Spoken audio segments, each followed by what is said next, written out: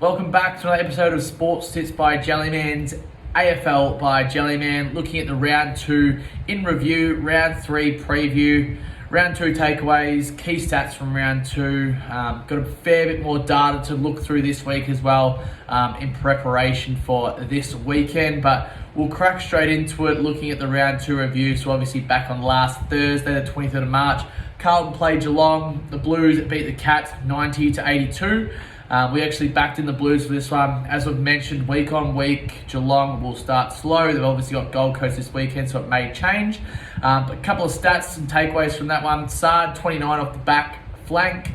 Cripps, 27. Kennedy, 26. Curnow, that is Ed of the Ed kind, 26. Akers, 26. Chera, 25. And Newman off the back flank as well, 24. For the Cats, Guthrie 25, Cameron 25 and 6 goals. Unreal game there. Probably will get a couple Brownlow votes in the losing squad there. Smith 23, Holmes 23 and Danger 22. Big Charlie Curnow 5 goals, Owies 3 goals, Henry 2 and Rowan 1, and obviously a couple more single goal scorers there. I guess the takeaway from this one was thinking back to, last Thursday and the notes we took, Carlton obviously just too strong for the midfield. And then Geelong actually missed Tom Stewart down back and obviously a couple of people down at the moment. But not too much to take away from this one early on the season, but it's good to see Carlton grind out a win with Geelong finishing strong in that one. Friday's game saw Brisbane versus Melbourne. The Lions obviously winning 93-82. They were obviously up by a fair amount before the lights actually went out at the Gabba. I guess the key takeaway from this one was looking at how well Brisbane played through the midfield, but then also their forward 50 stoppages, which we'll sort of take into account in our round 2 takeaways, but it was a very interesting watch there. A couple of key stats this one: Ashcroft 31, Neil 27, Dunkley 26, Zorko 22, Andrews 22, and McCluggage 21. Oliver actually had 37. A lot of those actually came after the blackout. Brayshaw 27, Petrarca 24, Hunter 22. Just not enough guys through the midfield and on those wings getting enough touches for them. Big Joe Danaher 4-2 up forward. Obviously missing Stephen May. Melbourne were. And also Gawn went out very early in this one as well. So Grundy didn't look himself. Still trying to get back that match fitness, that jump, that movement around the ground. Zorko also kicked 2 goals as well. Cameron 2, Bailey 2, Benny Brown 4, and Fritsch 3 as well. We'll touch on a bit more than that in an upcoming segment. Saturday's game, so I started off with Collingwood versus Port Adelaide. The Pies thumping Port 135-64. Nick Dacos 32-2 with a tag. Tom Mitchell 27-1. Josh Dacos 26-2. Sidebottom 24. Chris 22. The Pies had a lot of midfield goal kicks in this one. For Port Adelaide, Wines and Powell-Pepper, the only people above 20 disposals, so 21 and 21 each for them. Myercheck also had 3 goals up forward. McCreary 2, Elliott 2, Taylor Adams 20 and 2 as well. And then Dixon 3 and Marshall 2 up forward for the Port Power. Adelaide versus Richmond, Tigers versus Crows. 108 to the Tigers, 76 for the Crows. Taranto 28, Baker 25, Rioli 23. Laird 39 for the Crows, Scholl 27, Dawson 27. And then up forward, young Samson Ryan 3 goals, Lynch 3, Revolt 2, Fogarty 3, Walker 2, Rankin 2, Rochelle 2 as well. So a couple of goal kickers there for the Crows, which is positive. So obviously those 4 main guys up forward will be key features in each game going forward. The Dogs versus St Kilda, the Dogs losing 41-92. Obviously the Saints coming in with the win there. Fremantle versus North, the Dockers lost at home to the North Melbourne Kangaroos 72-73. Sunday's games, the Swans thumped the Hawks 118-37. For the Dons versus Suns, 108-80. And then the Eagles versus the Giants. Eagles beat the Giants 100-81. Going into the disposal, anything like that, we'll touch on that a bit later with some key stats, also previewing the round, so we won't go into it for each game there. Our round 2 takeaways, so for Adelaide, obviously losses to the Giants and Richmond. They did start slow in both games and obviously couldn't fight back into it. Our biggest concern, once again, is still their back line in the midfield. Young back line, who else takes the reins in there in the midfield. Does Dawson smack through there? Keys obviously has been out forward of late. Laird, he can't do it all. For Brisbane, they started out really well. 450 stoppages, as we mentioned, they looked unstoppable. And obviously when their midfield gets going, everything else gets going for them. So as long as their midfield is running smoothly and humming, they'll obviously go very well this season. Carlton, they looked strong versus the Cats and the Tigers, obviously, and they showed they could score versus Geelong, and also held them out late as well. Keen to see how Carlton go in the coming weeks as well. Collingwood, we've written here they could score 200 points in a game this season if they come up against a team that doesn't look to compete. For the contested footy, like Port Adelaide didn't. I think it was plus 57 for Collingwood, which we'll touch on in Port's little overview as well. For Essendon, they ran out the game well versus the Suns. That forward handball looks good. They're attacking flair. It actually leads to multiple goal kickers over the back, or then getting free with that offensive run and transition out of the back line. For the Suns, we'll touch on that a bit soon, but it was just their lack of two-way running and the points they scored. Fremantle, the ruck duo, it's just not exactly working out well as the tall forward line. We look quickly around the league, and there's not a lot of teams that jump out that have more than two bigs in their forward line that are going well. Most teams have max two bigs, like you think of Carlton with Mackay and Kerno, you think of Geelong with Hawkins and Cameron. They're all small forwards around them from there. West Coast are another one who down that bottom end of the ladder have those three tall forwards, or have had those three tall forwards across a couple of years. And it hasn't worked well for them with Allen, Darling and Kennedy. But now they're sort of trimmed it back to just Darling and Allen, or when it was Kennedy and Darling, it works. So it's an interesting concept there. I'd say in the modern game with two-way running needed from big forwards, or just forwards in general, having three big forwards potentially gives a small half-backer a lot more opportunity to get them in transition. But that's our takeaway from them there. GWS, obviously, we mentioned in our analysis of picking West Coast that they would struggle this week, mainly with the travel to Perth. But the hotness of the game they played last week would have killed them in that turnaround to then travel to Perth, which it seemed like it did. They just weren't attacking at the footy. The contested footy they lost. Also, West Coast losing that round one matchup also probably hurt them because they needed to come out this week and prove a point. And then GWS were also missing a couple of key players with Josh Kelly out due to concussion, Whitfield out, and Perryman off the back line also out as well. So a couple of key outs there for them.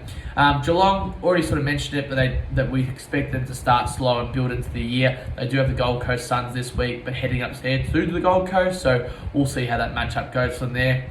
For Gold Coast, there's still the fumbles and the two-way running that hurt them. Also missing easy gettable goals, because then once they missed that goal, it seemed like they weren't quick to react to get into their structure, which then meant Essendon bounced off them and went down the other field and scored. It'd be interesting to see the numbers on defensive 50 to forward 50 scores there for the Dons. The Hawks, 255 and plus point losses, so big losses. Obviously, they're building youth in that group and seeing who they want to go forward with. We could see a few more big losses for them this season. For the Ds, they finished the game well after the lights, but prior to that, their competitiveness at the football just wasn't there. Obviously, an interesting matchup this week versus Sydney, as they've lost twice to them last year. North Melbourne, 2 close wins, but wins nonetheless. Seems like they've got a good structure and obviously good coaching staff to move them forward. Be interested to see their progress this season. Port Adelaide, main thing, they're minus 57 in contested football. Will always lose you games because you're just not hard enough at the football. So an interesting concept there. For Richmond, a good win versus Adelaide after the game versus the Blues to open up the season and looked attacking and quick. Obviously, a couple of outs this week against Collingwood will hurt them. St Kilda, Ross Lyon has his hands all over it, getting players to play their role. Offensive transition looks good. Flooding the back line looks great. It'd be interesting to see if they drop off towards the middle of the season like they have done in previous seasons, or they continue to roll through with it. For Sydney, they look good against the Hawks, and they look good in round one as well, so be interesting to see them against Melbourne, a good opposition this week. For West Coast, can they build from that win last week into the Derby this week against Freo, or do Freo bounce them like they have across their last 3 or 4 matches? For the Western Bulldogs, much like a lot of other good sides in the league who have lost a couple of games. It's just that competitiveness at the footy and that willing to run back. It's as simple as that. That's all we've got for the teams this week. Feel free to reach out if you'd like to obviously go into a bit more in depth about your team and get some any sort of insights on them. Topic 3, key stats from round 1 and 2. So Clayton Oliver 33 and 37 in round 1 and 2. Parrish 37 and 30. Ryan, that's of the Luke kind, over there in Fremantle, 37 and 30. Nick Dacos 35 and 32 touches. Tom Green from GWS 37 and 27. Sheasel from North Melbourne 34 and 30. And Luke Davies-Uniacke 32 and 30. Also a quick note about North Melbourne, Jai Simpkins out this week, so look for those two to have big games again. For the goals, Nick Larkey for North Melbourne 6 and 4. Toby Green 4 and 4. Ben Brown from Melbourne 4 and 4. Kerno 3 and 5. Cameron 2 and 6. And McDonald from Sydney 2 and 5 there. Going into round 3 preview now. So on the Thursday night, we've got the Dogs versus the Brisbane Lions. So at Marvel Stadium, we've already sort of touched on a stat for this one, but the Lions have been successful at Marvel of late. And sort of looking at this one, obviously whether not taking into account both midfields match up, the Lions have won the last two, 108 to 67 and 86 to 80. That 86 to 81 was at Marvel as well. Looking at some key stats in this one. So, Neil had 33 last time, then also 30 the time before that. McCluggage 26 and 22. Jared Lyons 24 and 22. So whoever takes his position in the midfield there. For the Dogs, McRae 32 and 33. Dunkley obviously plays against his old squad here as well. And then for the goals, you had Cameron kick 4, McCarthy 2, Danaher 2. And then the game prior, Norton kicked 3, McStay 2, Cameron 2, Bailey 2. So look for Bailey or McCarthy to pop up with a couple there. But our sort of look into this game is, if Brisbane's midfield dominate, they did like Melbourne, it'll be tough going for the Western Bulldogs. But we're looking at both teams' backline in this one, as that's the weakest point. Whose backline can defend the forward line that's usually pretty good better. We're looking at the Lions in this one for sure. We'll also have a couple of disposal markets as well. Friday's game sees Collingwood versus Richmond at the MCG. Looking at the weather in this one, it could potentially be raining in Melbourne. So late afternoon showers, only 60% precipitation. Can't even say that word. Anyway, scattered showers Friday afternoon. So we'll see if that comes through. Either way, we like Collingwood in this one. Obviously, the Tigers actually won their round 8 matchup last season, 113 to 86. So quite a high scoring game. McCreary actually had 1 goal, 4 behinds in that matchup. Tagali played well. Nick Dacos was alright. Lipinski and Cripps also played well. It was Graham, Cochin and Short that shouldered the load, but it was actually Tom Lynch up forward with 25 disposals and 6 goals that dominated. Also Dusty Martin 23 and 2. But Jacob Hopper and Dusty Martin are both out for this one against the Pies there. So as we said, we're looking at the Pies, hopefully to get a good win there. Looking at Saturday's game, so we've got Hawthorn versus North Melbourne down in Tassie. So an interesting matchup between these two squads there. Obviously Clarko taking on his old squad. Looking at last season, the Hawks actually won both games, 121 to 75 in round 19, and then 78 to 58 in round 1. Sicily had 24 and 27 in both those matchups. LDU had 30 and 27 as well. So he's been consistent against them there. Zerha 1 goal, Larkey 2 goals. LDU actually had 30 and 2 in their matchup there. Newcombe had 30 in their last matchup in round 19 as well. So a couple of stats there, but we'll sort of get those out to our guys, to our members when closer to the time. GWS versus Carlton. So looking at Sydney weather here, actually also looks to be showers in Sydney on a Saturday, sort of midday showers. Not too, it's only at 50%, but still showers nonetheless. We do like the Blues in this one, rain, hail or shine. The Blues have actually beaten the Giants the last couple of times, 90 to 54, 105 to 75. They actually broke the drought of losing at GWS, I think something like 11 straight games. Cripps 34 last time, and then the time prior 26. Kennedy 27 and 27. Caniglio 21 in their last matchup. But sort of pretty well spread of goal kickers there. No one really stands out. Toby Green 3-2 in their last matchup. A few good stats there, but as we said, looking at Carlton in that matchup. St Kilda Essendon at the MCG as St Kilda's home game is also, I think, the celebration, their 150th game there as well, so that'll be an interesting matchup. They played off in the pre-season, don't really count it, 67-32 in a foreign ground. But last season, the Dons actually won 107-72, and then they once again played off the pre-season, which, as we said, not sort of counting towards that one. Looking at some stats there, Sinclair 31, as well as 20 in the prior one. Brad Hill has actually had 26 and 28, so he'd be one to watch some few touches of the back line there.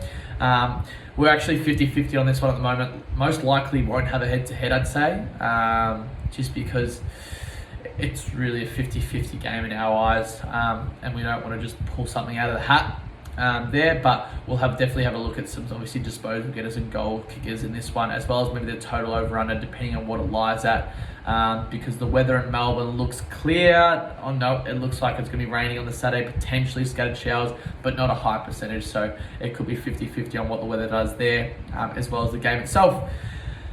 Port Adelaide versus Adelaide on the Saturday evening, so the showdown, I guess, in Adelaide. Last time the Power won 111-55. That was back in August. But around the same time last year, so April 1st, the Crows actually won 96-92. My memory serves me correct.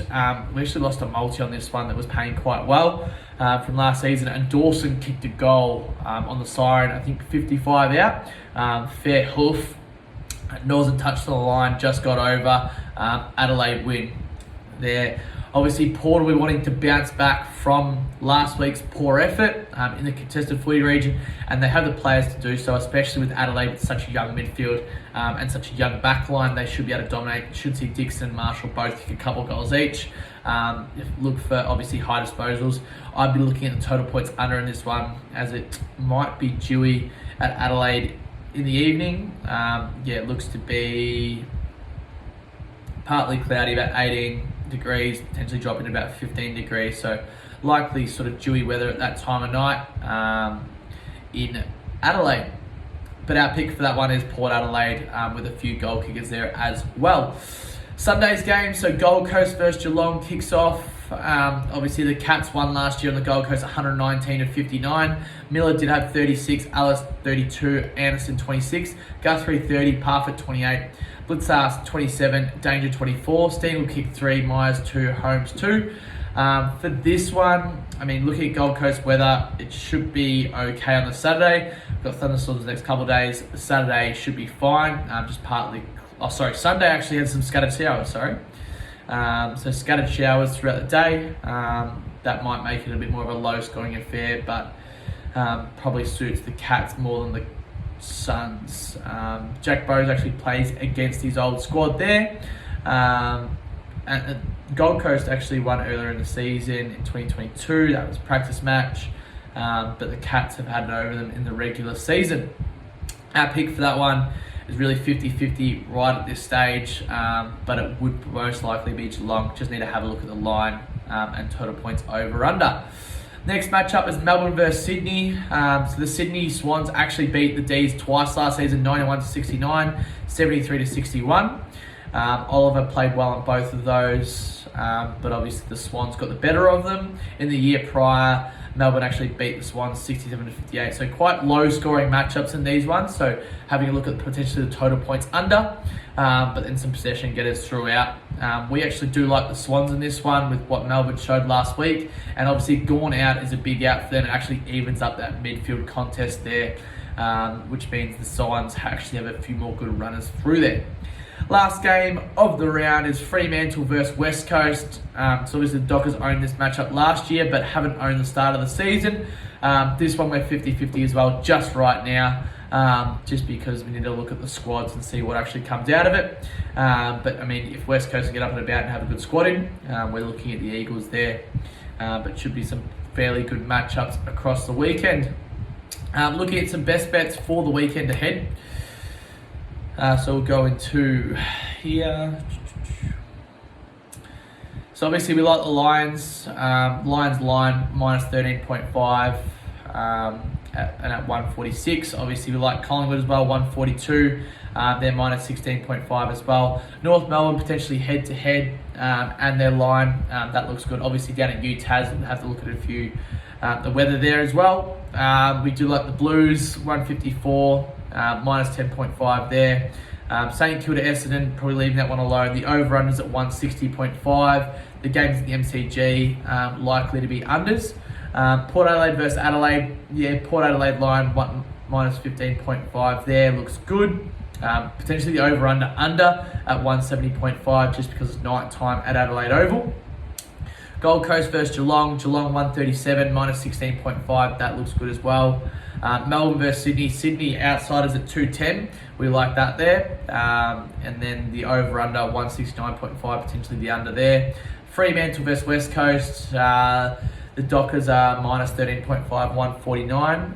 The Eagles a bit of value at 265 there, but not really much value across the weekend. A lot of fairly even lines, ranging from that 10 to 20 mark, with the closest line being Melbourne and Sydney. Obviously, we'll send out stats on our TikTok and Instagram across the weekend with some reels going up. But that is all for this evening. As always, feel free to like, follow, and subscribe.